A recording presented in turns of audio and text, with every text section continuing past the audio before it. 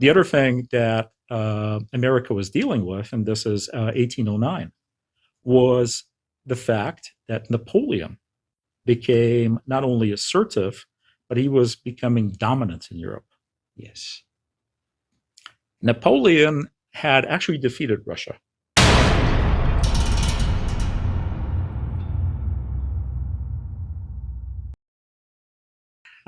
But the fact of the matter was that for 50 years, from the Revolutionary War, 50 years onward, Russia was the only ally that the United States had in Europe, only consistent ally.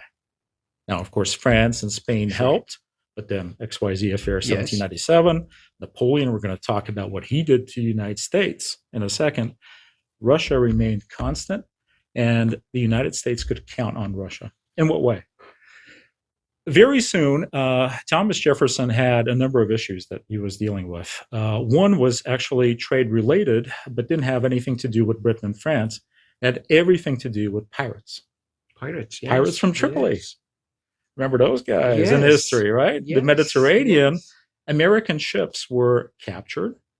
American captains and American sailors were enslaved. They were traded. Bounties were set. Messages were sent from Tripoli to the United States asking that the United States pay for the heads of their own subjects. And that enraged Jefferson. And of course, we know about the history of the United States Marine Corps and all that.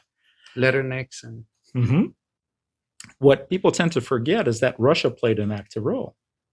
There were a number of incidents where Russia used its navy and also its diplomatic stance with the Ottoman Empire to influence the pirates to release people, ships, and goods. And Thomas Jefferson was thrilled. He wrote to Alexander I with a letter of thanks and saying, oh, if we can provide the same for you, for your merchant fleet and such. To which Alexander responded, I wish I had a merchant fleet. That was his problem. He had a navy. Yeah, but not a merchant fleet. Not a merchant fleet. And of course, this is interesting because this has been the bane of Russia's. And any state that is being dominated by a central command and control system, they're usually good at building foundations. They're usually good at building up a military. But if they restrict entrepreneurship, as we know, nothing happens. Nothing happens. No growth. And Alexander realized this as he was taking over the Russian Empire. When he saw Jefferson's letter, he said, well, what merchant fleet? I don't have one. To which he used that as an opportunity.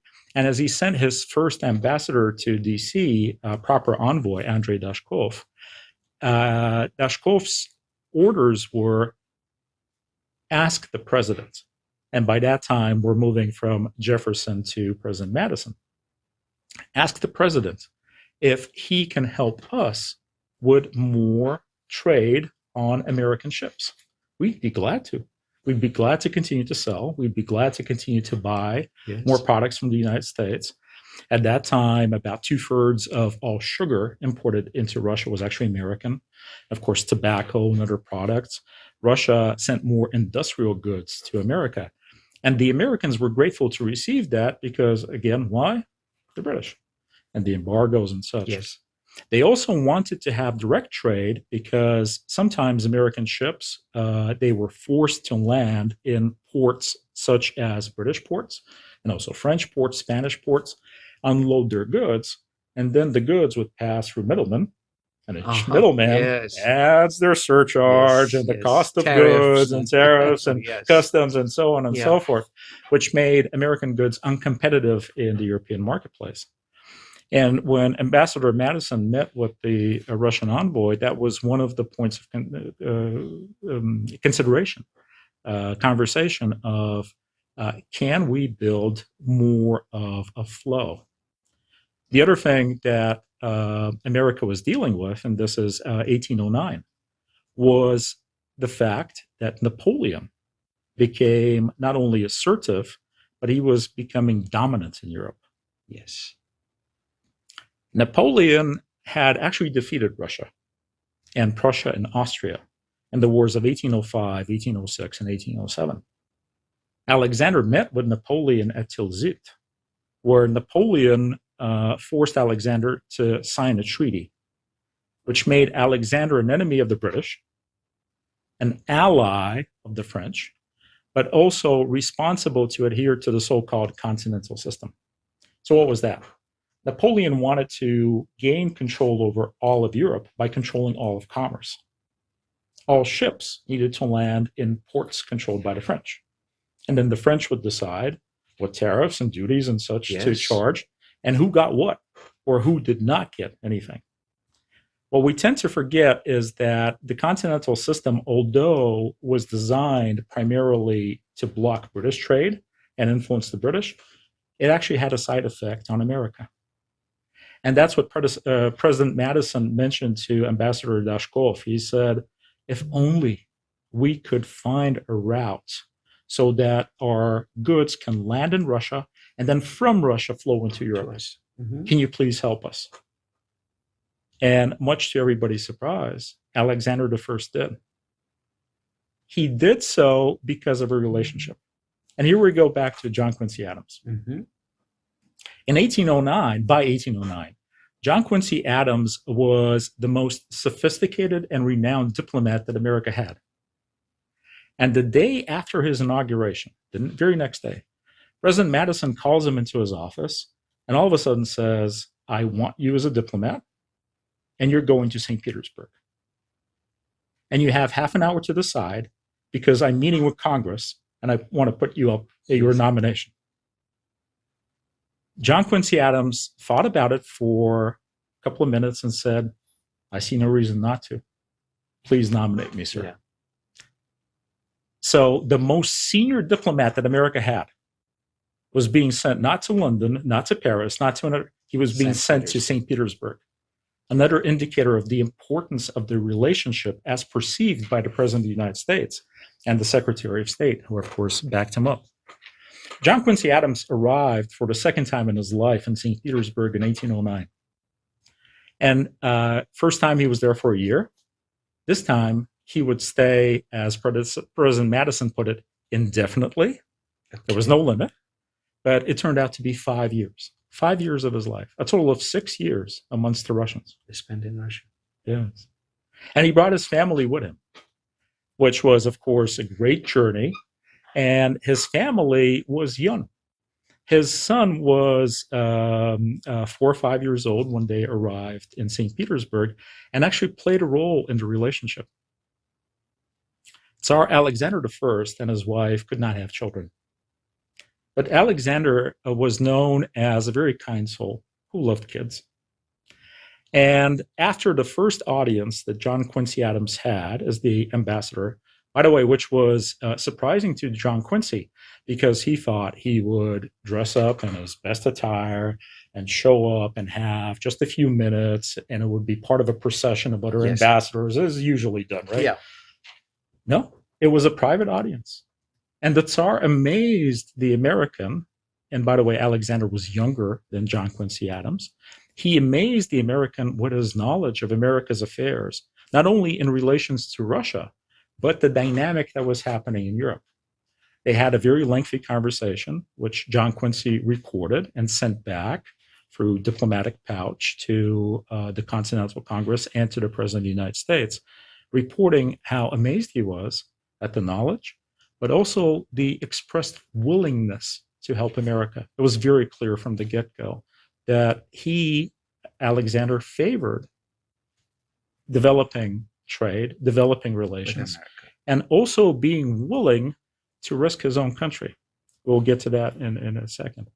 But back to young Charles Adams, who was just a kid growing up in Russia, and Alexander, who spent a lot of time actually with John Quincy Adams, a part of it because they were both intellectuals, and they were both pretty much, as they would put it today, fanatics when it comes to their own personal health. Oh. Alexander, with a Spartan upbringing, he would be always mobile. He would take very long walks in St. Petersburg, much to John Quincy's amazement. Not the length of the walks, but the style. The Tsar would travel by himself. No entourage, no guard, nothing. Wow. No And John, Secret Service. no Secret Service. And John Quincy marveled that the Tsar would stop frequently, and he would not only bow back to the citizens of St. Petersburg of a noble stature, you could see by their dress, but he would actually talk to common folk very easily. He was not pompous at all. And the Tsar invited the American ambassador to join him on the lengthy walks. So they had plenty of time to go visit and talk about world affairs, but also family. And young Charles and the rest of the Adams household was invited to the palace, where the Tsar would get on all fours, on the ground, on the carpet, take out toy soldiers and play with the son of the American ambassador, yes. and enjoy the time. When John Quincy Adams and his wife welcomed their daughter to the world, the Tsar offered to be the godfather.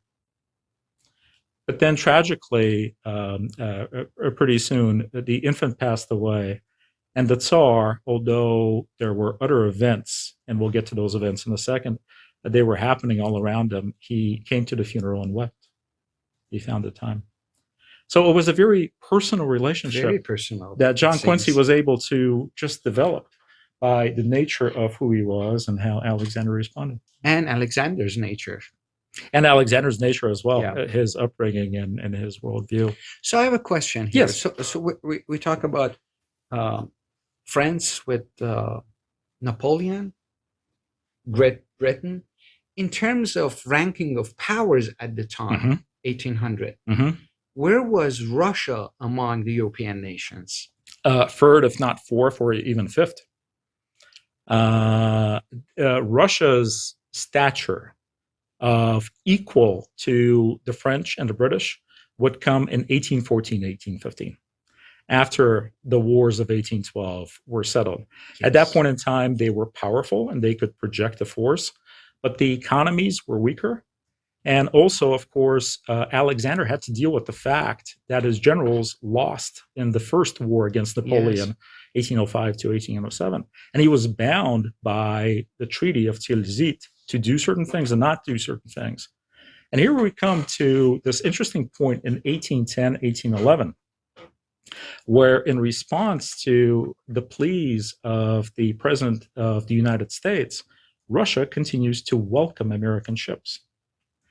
And John Quincy Adams wrote back to his father, who was semi-retired at that point in time, the former second president of the United States, writing that hundreds of our ships are now flowing to ports like St. Petersburg and other Russian ports. And trade is increasing. Actually, in 5 years, between 1806 and 1811, trade between Russia and America increased 500 times. Wow. It's about 50,000%.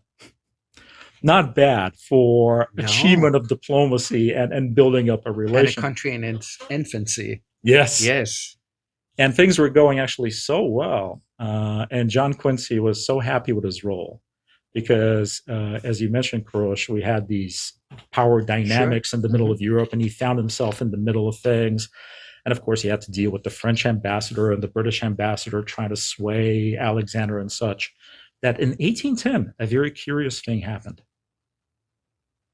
John Quincy Adams received a letter from President Madison nominating him to the Supreme Court of the United States. John Quincy, like his father, was a lawyer, and he had established himself, and there was a vacancy.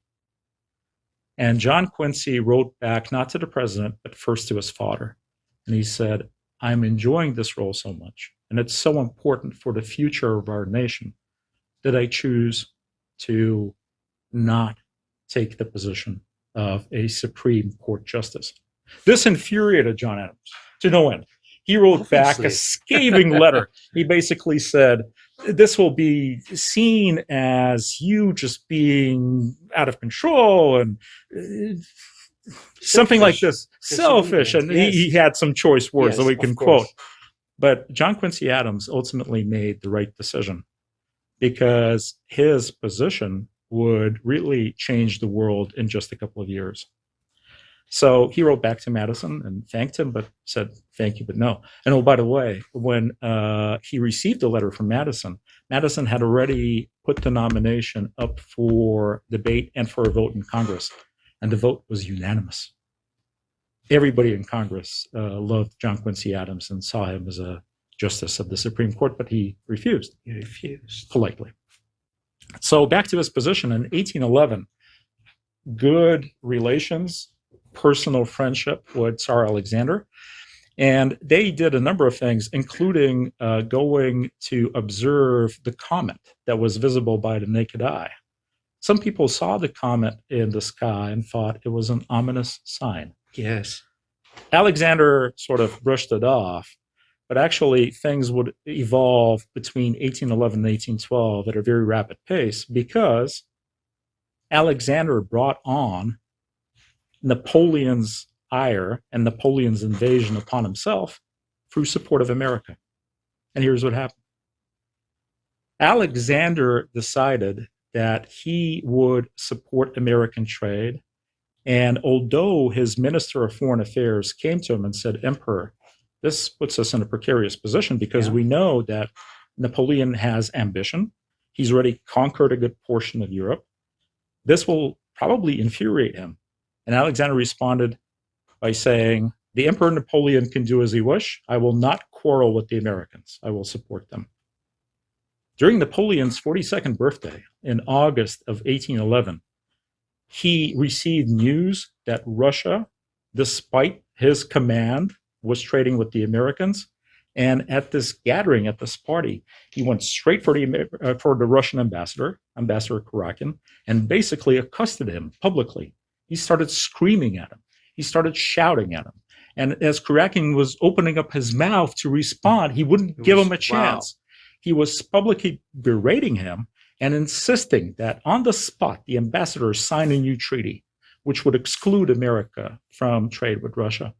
Because what was happening was American goods were landing in Russia, but then they were being sold to the Prussians, to the Austrians and such. So it wasn't just for Russian consumption. It was America's pathway into Europe, around Britain and around Napoleon. So the invasion of Russia in June of 1812 was a result of Napoleon's ambition. We know that. Of course. But it was also for the purely economic reasons. He wanted to teach Alexander a lesson for supporting the Americans, which he did to his detriment in June of 1812. Of course, we know what happened there. Yeah. Well, so now brings to the scene the Great Britain and their war at the same time with Napoleon, and why they decided to blockade the United States from doing commerce with France and also Russians, and how that war, in fact, developed and became the famous War of 1812. That's a very interesting dynamic because as Napoleon invades Russia, that happened, of course, on June 24th of 1812, Alexander is against Napoleon, but he's allies with Britain against Napoleon. Yes. And at the same time, he's allies with the Americans who had already found themselves in battle with Britain. Because on June 18th of 1812, President Madison decided to start a war against Britain. And the British said, great, here's our chance. We were waiting for this opportunity. And this is literally a week before the invasion of Russia by Napoleon. Yes. Okay. You mentioned something during our previous conversation, Kurosh. You said providence in terms of the sequence of events in the world. Just like Thomas Jefferson becoming president of the United States, and only a few days later, all of a sudden, Alexander I getting his chance to rule Russia. Here we have this set of circumstances of two wars in two hemispheres. Significant wars that would lead to massive destruction. Of course, we remember that by September 14th of 1812, so June, Napoleon invades. On September 14th, he captures Moscow. Yes. He's sitting in the Kremlin. Mm-hmm. Unfortunately for John Quincy Adams, his daughter died on September 15th, the next day. And although the Tsar of Russia had received news that Moscow was invaded and Napoleon is there, the city is ablaze, he actually came to the funeral. And he That wept. was the time of that funeral. Yes. Okay, I'm glad you returned to that. And in a few days, on the 21st of September, 7 days after Napoleon's capture of Moscow, the Tsar finds the time to reach out to John Quincy and say, I will help the United States. I will intervene, and I will offer my services as mediator between you, the United States, and Great Britain. He finds the time to do that. He finds the time to think about them, although half of his country is under French occupation. Yes. Mm-hmm. When news of that offer was received by President Madison, as historians put it, Madison and the Secretary of State jumped at it as people who were drowning at a life preserver. It was that bad situation. The situation was so bad, in fact, that if we look at the exchange of letters between John Quincy Adams, what he received from his father, John Adams was distraught because the British not only took their chance to go teach the Americans a lesson, but they did it to such an effect that America suffered loss after loss. General Hull, for example, was sent on a mission to attack the soft underbelly of Canada, of course. Yes. A British province dominion at the time. But he lost that battle. Not only was he not successful against Canada, he lost Detroit. And the British kept coming. And ultimately, in 1812, Moscow was burned. But Washington, D.C. was also burned. Yes. And the White House was burned. And the First Lady of the United States saved the famous portrait of President Washington because she was gathering her belongings, knowing that the Redcoats were just a few minutes away. And she decided to grab that to preserve it for the nation. We're always going to be grateful for Mrs. Madison. Actually, when it comes to Mrs. Madison and the dynasties and the families, also interesting to note that her son from her first marriage was with John Quincy Adams in St. Petersburg. He was also a U.S. diplomat. Wow. So again, the relations, they are national, but they're also very personal and the personal effect of things. So what was going on in American mind that they decided to start a war with Great Britain? Did they underestimated them because they were involved in another war with Napoleon, and they said, "This is our opportunity. Let's do it." Is that what happened? Of course, you're a wonderful historian. Absolutely, that was part of the consideration and the strategic blunder by President Madison. He also overestimated America's own capabilities to actually wage a war against Britain. They thought that Britain was distracted, that they could not amass a force. They discounted Britain's troops that were already deployed in Canada and such, and also just the British resolve, because it was a mantra. And that was reflected upon by the American ambassador to France as he wrote about the mood in Europe and what he was picking up from London after General Hull lost Detroit. He wrote about the British glee that not only did the ruling class, but the common folk in London, they were so ecstatic. We're getting our colonies back. We're going to win this thing. Yes. Finally, we're going to teach them all a lesson. Teach these Yankees a lesson. And things were very dire. They were really very dire. And that's when Alexander decided to intervene and to help. And his original offer, of course, in the autumn of 1812, he came back with an offer in 1813. But the British were, of course, suspicious of him. And as the foreign secretary at the time put it, Alexander is half American. Oh, we can't trust him. Okay. It was so obvious. It was so well known about how the Russian leader saw America and the relations and such. Being fond of America. Plus, the British didn't want to settle anything. At that point in time, the discussion in London was at a minimum, as we look to punish the colonies, we should take the whole Atlantic coast.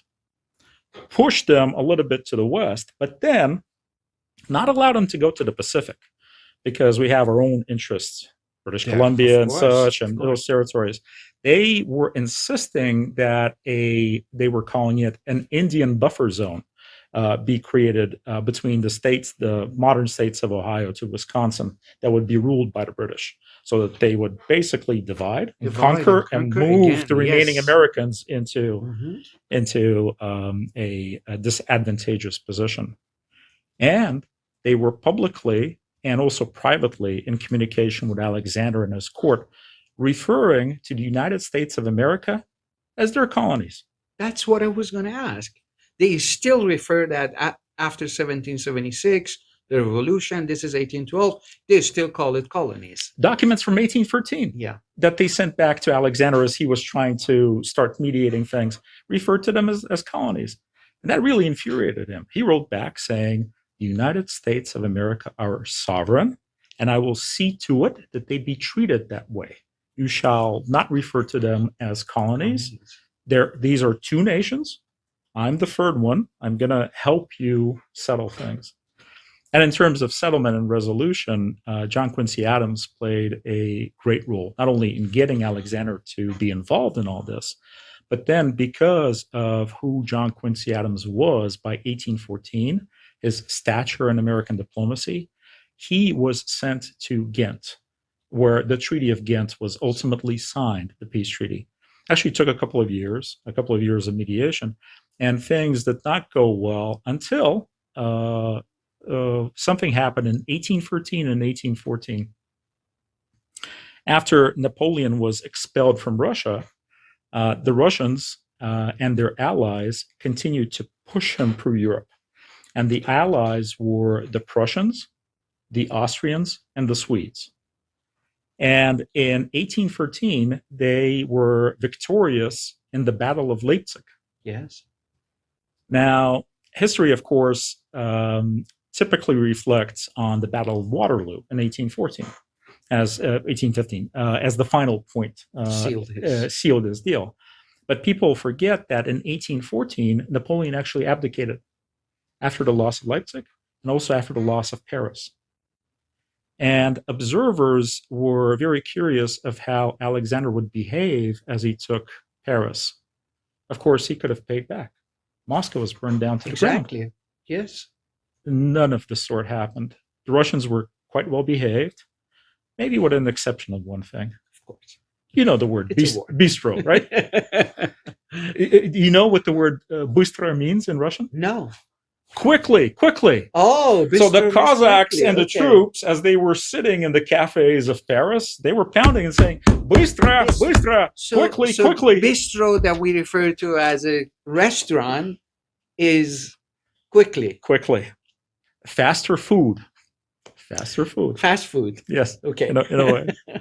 So from his position in Paris, Alexander responded to the pleas of the Americans to influence the British to come to the table. Not only that, but he actually crossed the La Manche, or the English Channel, depending on who you ask, and landed in London in June of 1814. Tsar Alexander. And he didn't come alone, or with just his diplomats. He brought the Cossacks. Those guys put up such a show, riding their horses and waving their sabers in downtown London, that there were actually queries in Parliament on who allowed a foreign force on British soil. That was intentional. London, yes. That was intentional. Alexander wanted to communicate something that was already obvious to most observers. He went from a second grade type nation. By the end of 1814, he was seen as the liberator of Europe. Literally, all of Europe was basically liberated with him in the lead. And he told the British to knock it off, in essence, in their negotiations with the Americans, which ultimately helped get the Treaty of Ghent. And without any significant loss to the United States. Remember, the East Coast remained, no buffer zone, expansion to the West.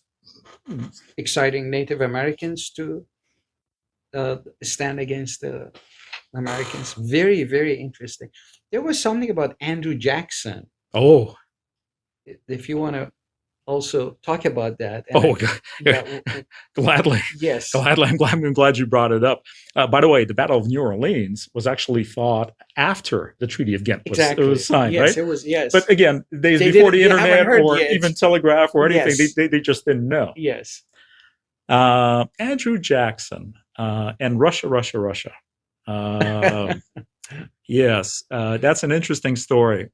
So after everything is settled, John Quincy Adams, of course, regarded as America's top diplomat, and to no one's surprise, he actually becomes the Secretary of State of the United States and does so for 8 years.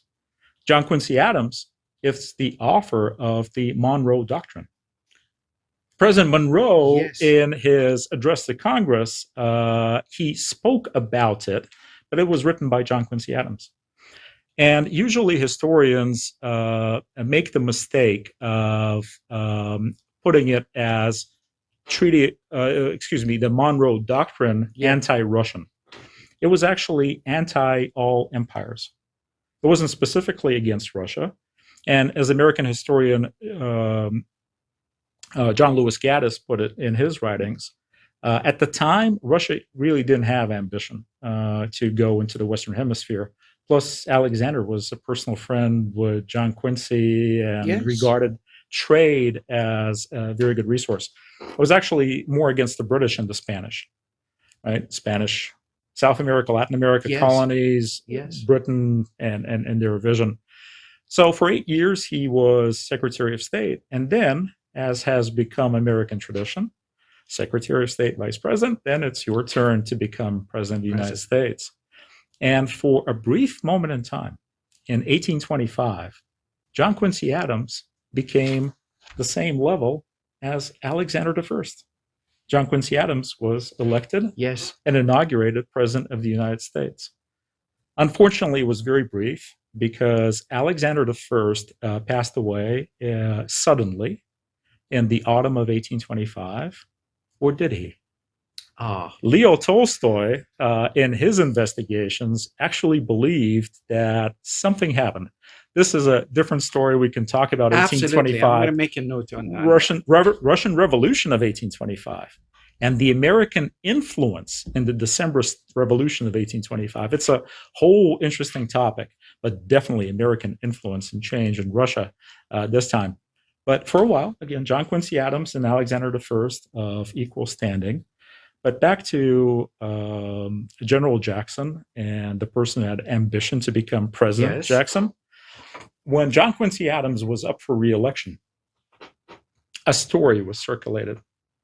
A story that John Quincy actually admitted to in a way, and it was public knowledge and there was no secret.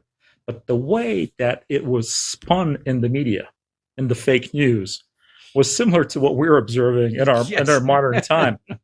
The story was Alexander I was informed by his secret police that a letter was intercepted. Now, of course, there was always a diplomatic pouch, but most letters, common letters, they were read.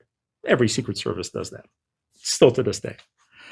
And a letter was actually written by one of the American young members of the Adams household.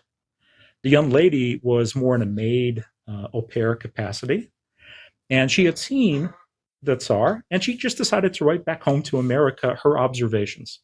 And apparently she used some language to describe him, which amused the Tsar when it was reported to him. And he made sort of a joke to John Quincy saying, my friend, my Secret Service informs me that she described me in this way. Can I take a look at her? And John Quincy said, of course. And it was a public meeting. It was very brief, just for a few minutes. And the Tsar saw her and said, oh, you're the young lady. Oh, good. Off you go. And that was it. The way that the Jacksonian supporters and the media spun it was, John Quincy Adams was a pimp to the Russian Tsar. He brought a young lady for his personal pleasure. John Quincy is in the Russian Tsar's pocket, and so on and so forth, and insinuations and allegations. And as John Quincy Adams put it, those skunks that Jackson had with the dirty tricks. And And unfortunately, we know that that was not the only reason why he was not reelected, but that was a significant reason of just Yes. dirty politics and dirty media, that he never had a chance to be president of the United States again. But what's interesting, he continued to serve in Congress after that. Yes. Wow. That was fantastic. So that concludes the War of 1812 for us. Yes, both wars. Unless you have anything else. No. Both wars would the causality involving America and Russia coming to America's help in a very clear and definitive way. Yeah. And one thing I want to point out is during that time and also in the future wars, it seems like Great Britain always, one way or another, ended up needing Russia to take their side and supports them and help them. In times they were successful in getting Russians to support them, and especially when it came to the United States, thankfully, they always failed to bring Russia to their camp against the United States. Very much so. Perhaps if there is interest from our audience, Kurosh, we can talk about the U.S. Civil War. Definitely. And the little known fact that Britain was on the verge of entering that war on the side of the Confederate States and the South. The Admiralty actually had plans to firebomb Boston and New York, but they did reach out to Alexander II, who was the Tsar at the time, to see if he would support them. And he actually told them to back off in a very definitive, and we can go into that story. We'll get to that. Thank you very much. This is fascinating. This is not just reviewing history. You go deep into that. You look at all these players. Our focus is on Russian players, and you give us insight inside their lives and personalities and characters, so we understand why they made decisions they did and how they affected our country today. Thank you very much. Of course. It was a pleasure. Thank you. I appreciate it. Thank you. And thank you very much. I hope you enjoyed this conversation as much as I did. And until the next time, which we'll be discussing the Civil War. Perhaps. Yes. Or the American influence in 1825, the There's Russian so much to Revolution. talk about. There's. Thank you very much. Until the next time, God bless you all. Bye.